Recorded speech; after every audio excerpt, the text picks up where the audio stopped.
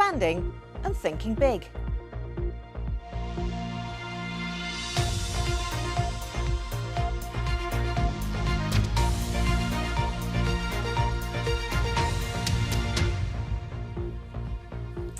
Thanks for joining us this lunchtime. As efforts are being poured into dealing with the health pandemic, there are warnings that we're taking our eye off the ball where the environment's concerned. One business owner in Chesterfield says plastic and the damage it does is still a very real problem, while a new study says that single-use masks could generate thousands more tonnes of waste. Here's Tom Ingall.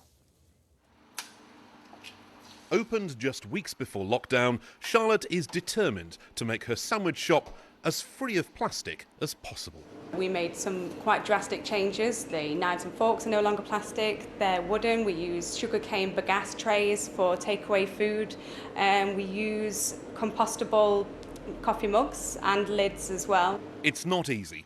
You can't get rid of every container, and the pandemic has seen some wrappers reappear. Chesterfield's anti-single plastic campaigners are anxious we don't slip back into bad habits. It doesn't have to be involving kind of buying bamboo cutlery and things. You know, everyone's kind of got cutlery in their own home. They can kind of take that out, you know, with themselves. You know, so nothing has to be expensive. It's just about making those little swaps. But suddenly, of course, there is a lot more single-use plastic in our lives. The NHS, up to the start of July, had taken delivery of over 1 billion gloves.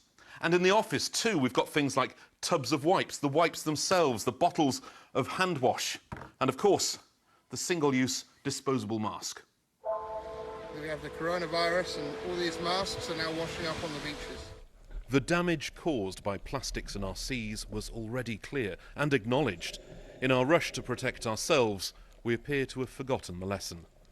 According to a recent study by University College London, if everyone in the UK wore one single-use mask per day for a year, there would be an extra 66,000 tonnes of contaminated waste to deal with. You can look after yourself and look after the planet at the same time by using a reusable mask instead of the single-use plastic masks, which can take up to 500 years to degrade and even then leave small bits of broken down microplastics in our natural environment. That's £3.50. Between me and my husband, we have 3 children, and we're trying to raise them in a world that will be protected in the future, and education starts at a young age. Open oceans require small change in Chesterfield.